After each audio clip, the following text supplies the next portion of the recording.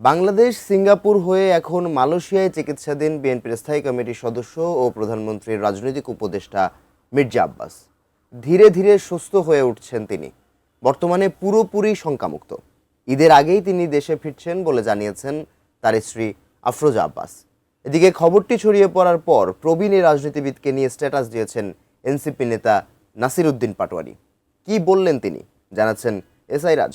বাংলাদেশের সবচেয়ে বড় আলেম আল্লামা মির্জা আব্বাস। আমার বাসায় আপনারা এসে চা খাই যান, চা খান, নাস্তা খান, দুইটা এখানে সব খাবো। সিঙ্গাপুরে না গেলে হয়তো ওকে বাঁচাতে পারতাম। ডাক্তাররা নিজেরাও বলছেন যে মিরাকেল, আলহামদুলিল্লাহ এত তাড়াতাড়ি এই বয়সে মানুষ রিকভার করতে পারে। দেশের রাজনীতিতে সক্রিয় ও আলোচিত এক প্রবীণ নেতা মির্জা আব্বাস গত 11 মার্চ ইফতারির সময় হঠাৎ অসুস্থ হয়ে জ্ঞান হারান ঢাকা ৮ আসনের এই সংসদ সদস্য।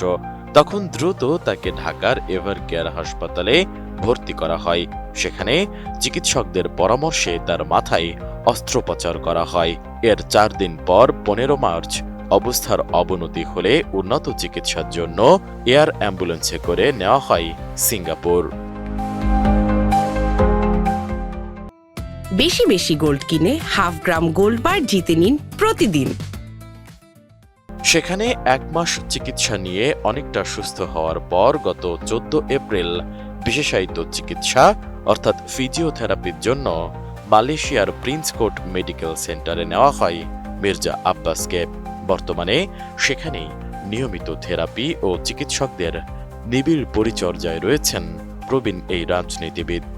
এখন অনেকটাই ভালো আছেন তিনি বলে জানিয়েছেন তার স্ত্রী আফরোজা আব্বাস। বুধবার সামাজিক যোগাযোগ মাধ্যমে একটি পোস্টে আফরোজা আব্বাস বলেন, আলহামদুলিল্লাহ, আল্লাহর অশেষ রহমতে ওনার অবস্থা অনেক ভালো। উনি অনেকটাই সুস্থ বোধ করছেন। শারীরিক অবস্থা উন্নতি হয়েছে। প্রতিদিন মির্জা আব্বাসকে থেরাপি দেওয়া হচ্ছে। পোস্টে দেশবাসী ও প্রবাসী সবার কাছেই দোয়া চান তিনি। সেই সাথে যারা খোঁজ খবর নিয়েছেন তাদের সকলের প্রতি কৃতজ্ঞতা প্রকাশ করেন মির্জা আব্বাসের স্ত্রী। বিষয়টি নিশ্চিত করে বিএনপির মিডিয়া সেলের সদস্য শায়রুল কবির খান জানান, মেডিকেল বোর্ডের সিদ্ধান্ত অনুযায়ী পবিত্র ঈদুল আজহার আগেই মির্জা আব্বাসের দেশে ফেরার পরিকল্পনা রয়েছে। আগামী 2-1 সপ্তাহের মধ্যে তিনি নিজেই ভিডিও বার্তার মাধ্যমে সকলের সামনে উপস্থিত হবেন এবং দোয়া চাইবেন বলে আশা তার। এদিকে দীর্ঘ চিকিৎসা ও অনিশ্চয়তার পর মির্জা আব্বাসের সুস্থতার খবরে বিএনপি নেতাকর্মীদের মধ্যে যখন স্বস্তি ফিরে এসেছে, তখন তার উদ্দেশ্যে সামাজিক যোগাযোগ মাধ্যম ফেসবুকের ভেরিফাইড অ্যাকাউন্টে একটি ফটো কার্ড শেয়ার করেছেন এনসিপির মুখ্য সমন্বয়ক ও ঢাকা ৮ আসনে মির্জা আব্বাসের সাবেক প্রতিদ্বন্দ্বী এনসিপি নেতা নাসির উদ্দিন পাটোয়ারি।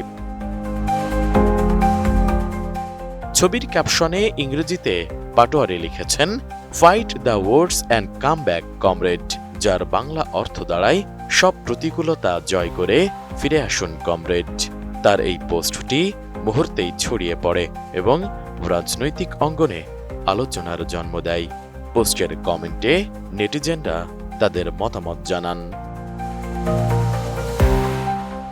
এসআই রাজ, এটিএন নিউজ।